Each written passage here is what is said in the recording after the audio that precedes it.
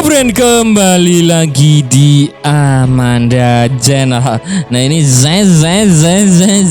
Pak Tomat single dong Pak Tomat. Single bener. Jadi ini pada tahun 2024 ini ya. Ini adalah momen bersejarah. Indonesia resmi menjadi anggota OECD ke-38 ya. Jadi Min, OECD itu apa Min nih? Mari kita bahas pelan-pelan. Ente jangan banyak tanya dulu. Nanti bisa-bisa ente ditempeleng sama Pak Prabowo ya.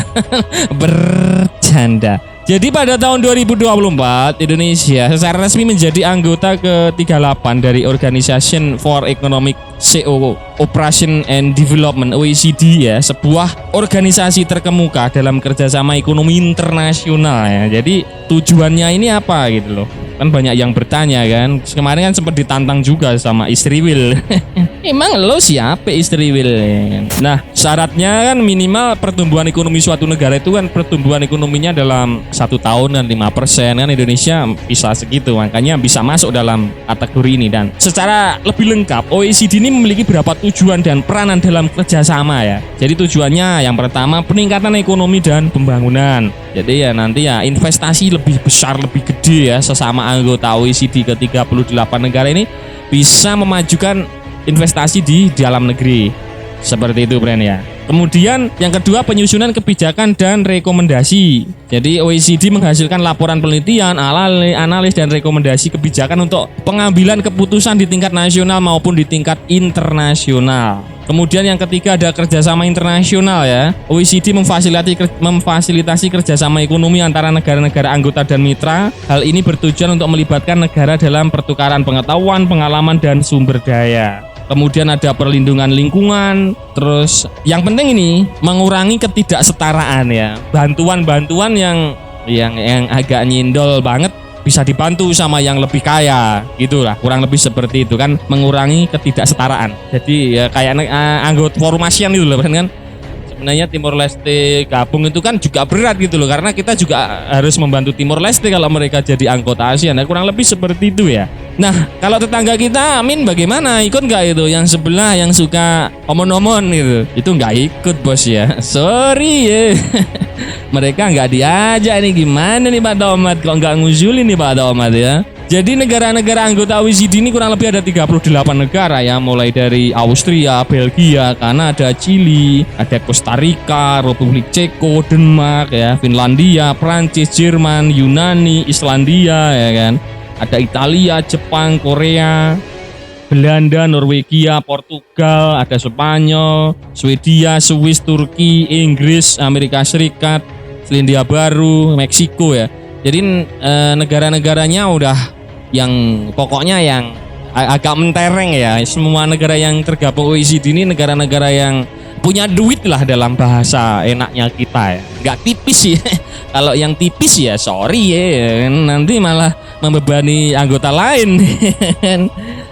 Maaf loh Pak Tomat, jangan tersinggung, ini nggak bahas inti ya kan. Keterpilihan Indonesia ini merupakan pencapaian bersejarah yang membanggakan karena merupakan pertama kalinya suatu negara yang berasal dari kawasan Asia Tenggara, bahkan negara ketiga di Asia setelah Jepang dan Korea yang berhasil memperoleh keanggotaan dalam organisasi tersebut setelah sebelumnya Indonesia telah menjadi key partner country OECD selama 15 tahun. Jadi di benua Asia hanya 3 negara ya, Indonesia, Korea, dan Jepang. Saya ente lihat ini kerja nyata bos, bukan omon-omon ya. Kalau omon-omon ente ditempeleng sama Putin ya kan. Keanggotaan ini menandai tonggak penting dalam perjalanan pembangunan ekonomi dan sosial Indonesia yang memperkuat posisi Indonesia sebagai pemain utama dalam arus perdagangan internasional dan investasi global.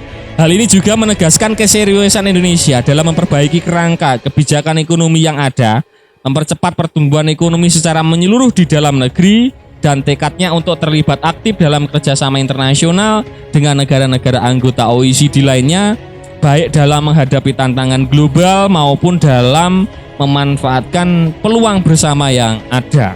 Terpilihnya Indonesia sebagai anggota OECD diharapkan akan membawa dampak positif yang besar bagi negara ini. Keanggotaan ini diyakini akan membawa berbagai manfaat penting ya kan? Terutama karena adanya sejumlah faktor yang mendukung hal tersebut. Pertama, keanggotaan OECD membantu Indonesia memperluas aksesnya ke jaringan global serta mendapatkan beragam sumber daya yang dapat dimanfaatkan. Hal ini akan memberikan pemerintah Indonesia kesempatan lebih besar untuk terlibat secara proaktif dalam berbagai inisiatif internasional dan memperluas peluang kerjasama di berbagai bidang. Diharapkan dengan bergabungnya dengan forum OECD, Indonesia dapat memperoleh akses lebih luas terhadap pengetahuan, keahlian, dan sumber daya finansial yang diperlukan untuk meningkatkan kemajuan ekonomi dan sosialnya. Selain itu, keanggotaan ini juga dapat memperkuat hubungan diplomatik dan membangun kemitraan yang lebih kokoh dengan negara-negara anggota OECD dalam menghadapi tantangan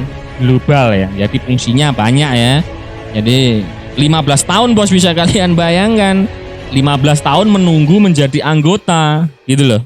Ini bukan waktu yang singkat loh, baru diterima ya. Ada di Asia hanya 3 negara lah ya. Dan yang kedua, keanggotaan ini juga dapat memberikan dorongan besar terhadap nilai jual produk Indonesia serta meningkatkan daya saingnya di pasar global. Selain itu, status keanggotaan ini juga menciptakan kesan bahwa Indonesia mengikuti standar internasional yang tinggi dalam hal ekonomi dan kebijakan publik sehingga meningkatkan kepercayaan investor dan pelaku pasar global terhadap produk Indonesia.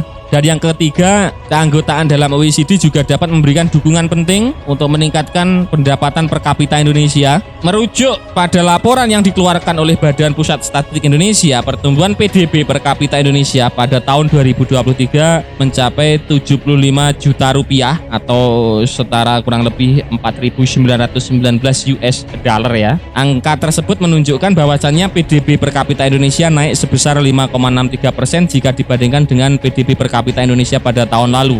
Meskipun demikian, pemerintah Indonesia tidak boleh berpuas karena ini nilai PDB per kapita Indonesia masih jauh di bawah rata-rata PDB per kapita negara-negara OECD, yakni yang sudah mencapai di atas 10.000 US dollar ya. Kayak mana itu Singapura itu PDB per kapitanya berapa? 13.000 atau 15.000 US dollar gitu loh. Oleh karena itu diharapkan dengan bergabungnya Indonesia ke OECD dapat membantu Indonesia merumuskan suatu kebijakan yang berkaitan dengan ekonomi yang tepat agar dapat melepaskan diri dari perangkap negara pendapatan menengah atau middle income trap sehingga dapat melangkah lebih maju menuju negara berpendapatan tinggi atau high income trap dalam mempercepat transformasi struktur yang diperlukan untuk pembangunan ekonomi yang inklusif dan berkelanjutan, Bren.